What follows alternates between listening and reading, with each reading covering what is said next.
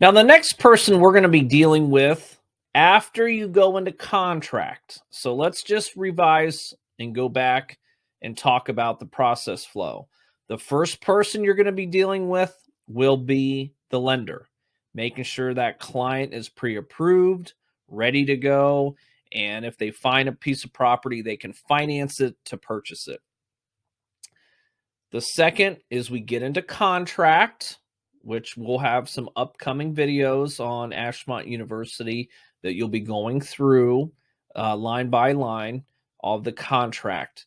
Now, once you go into contract within about a week after you get into an executed contract, now an executed contract basically means that both parties have signed.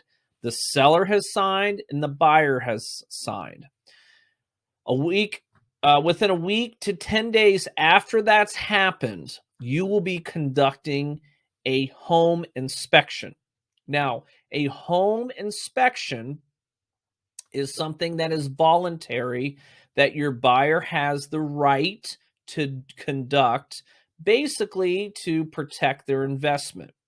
And we'll talk a little bit about what a home inspector is next.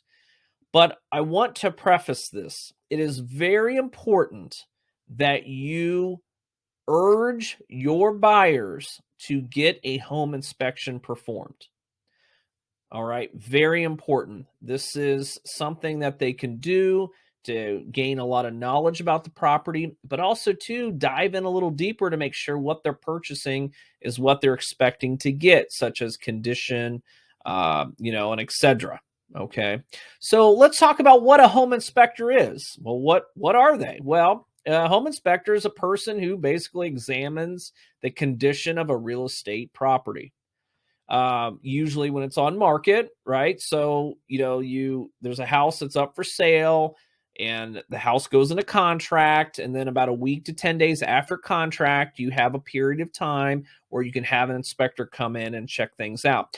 They will examine that property top to bottom, things such as electrical, heating, plumbing, structural, the roof, for example.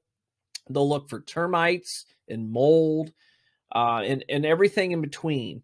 A basic inspection costs around $500, give or take on the market and what the amount of inspections that you do, more inspections that you perform, such as more services. So if you want to do a well test, a septic test, you want to search for termites, you want to search for mold testing.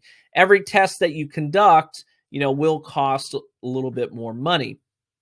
But what it does, it gives your buyer a peace of mind that they're purchasing a property that is what they expect. Of course, every property has its warts.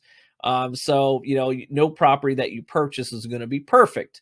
But we want to make sure that our clients do that. If clients opt out and do not want to perform a home inspection, there is a form in your dot loop, and your mentor can help you with this, that it basically says that you were recommending them to do it and you're not going to be held accountable as the agent. It's called hold harmless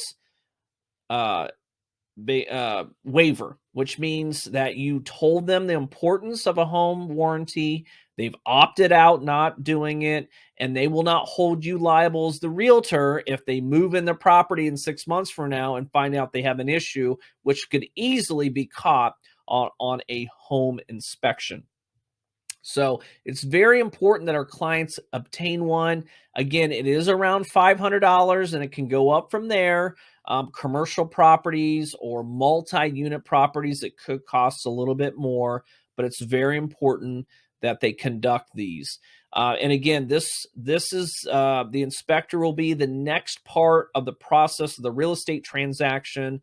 After you go into contract, this would be the next phase of the process, is to conduct a home inspection and make sure they do conduct it. And again, if they do not want to do it, that's their right. They do not have to conduct one, but make sure you have them filled out that waiver allowing you to be held harmless or waiver liability to make sure if something's wrong, they cannot come back on you as the agent.